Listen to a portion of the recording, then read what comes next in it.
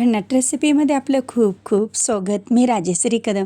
चला तर आज मस्त क्रंची रेसिपी घेऊन आले तुमच्यासाठी. तर राहिलेल्या पोळ्यापासूनची आजची रेसिपी आहे. आता या पोळीला रोल करून घ्यायचं आहे. अशा पद्धतीनं रोल करू. तर मी ही ताजीच घेतलेली आहे. तर तुमच्याकडे शिळ्या जर पोळ्या राहिल्या असेल तर त्याचं काय करायचं, तर आजची रेसिपी नक्की पहा. आता ह्या कट करून घेऊ. अशा पद्धतीनं कट करायच्या आहेत. त्याच्या पट्ट्या काढून घ्यायच्या आहेत आपल्याला. आणि खूप भारी लागते ही रेसिपी. एकदा जर तुम्ही करून खाल तर बोटीत चाटून खाल अशी रेसिपी आहे. असा रोल करून घ्यायचा. आळूची व आपण पानं जसं घडी रोल करतो ना त्याप्रमाणे. आता टूथपिकनी असं टोचून घेऊ. आता पुन्हा एक दुसरी दाखवते. अशाच पद्धतीनं ते रोल बनवून घ्यायचं आहे. आणि लहान मुलांना देखील चटपटीत खायला आवडते. लहान मुलांना काय, मोठ्यांना देखील आवडतं. आणि आता पावसाचे दिवस आहेत, असं चटपटीत खायला खूप आवडतं गरम गरम. तर नक्की ही रेसिपी करून पहा. खूप भारी आहे आणि सोपी आहे, चवीला भन्नाट आहे. ही जर रेसिपी तुम्ही करून खाल तर कोबी मंचुरियन देखील विसरून जाल. तर कढईमध्ये तेल घालूया आणि आता आपण हे अगदी क्रंची होईपर्यंत तळून घ्यायचे आहेत.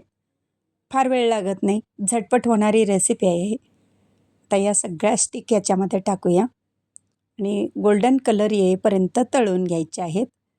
आणि तोच नाश्ता जर खाऊन कंटाळला असेल तर अशी रेसिपी करून नक्की खा. आता याला गोल्डन कलर येत आहे. या छान असा एकदम क्रंची झालेलं आहे. आता काय करूया, एका ताटामध्ये हे काढून घेऊ सगळे. आणि काय करावं असं सुचत नाही. रोज असं नाश्त्याला एकच पोहे, उपमा.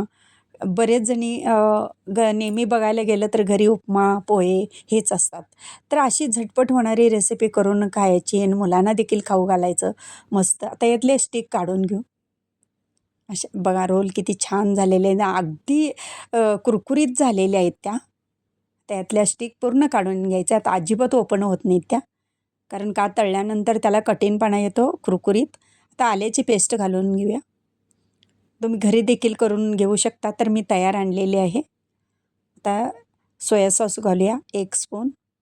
म्हणजे एका पोळीच्या रेसिपीला मी हे साहित्य वापरते. आणि मोठा स्पून सॉस घेतलेला आहे. थोडासा परतून घेऊ तो सॉस. म्हणजे ज्यामध्ये कांद्याची पात वगैरे सगळे तुम्ही घालू शकता. मिरची टाकूया 2. आणि आता त्याच्यामध्ये 1 चमचाभर पाणी टाकूया. ज्याला ग्रेव्ही हवी आहे ना, किंवा असं रसाळ ते खायला आवडत असेल तर कॉर्नफ्लॉवर घालायचं अर्ध्या वाटीमध्ये आणि थोडंसं, आणि ते पाणी मिक्स करायचं आणि याच्यामध्ये ओतायचं. ग्रेव्ही तयार होते त्याची. व्यवस्थित मिक्स करून घेऊ. याला छान असं लागलं गेलेलं आहे. वरून थोडेसे पांढरे तीळ टाकूया मस्त. आता हे काढून घेऊ डिशमध्ये. खाण्यासाठी गरमागरम क्रंची रेसिपी तयार आहे. माझी रेसिपी व पदार्थ आवडल्या चॅनलला सबस्क्राईब करा, बेल आयकॉन दाबा, लाईक करा, इतरांना शेअर करण्याचं विसरू नका, तसेच कमेंट करण्याचं विसरू नका. आपल्यासाठी अशीच नवनवीन पदार्थांनी तोपर्यंत धन्यवाद.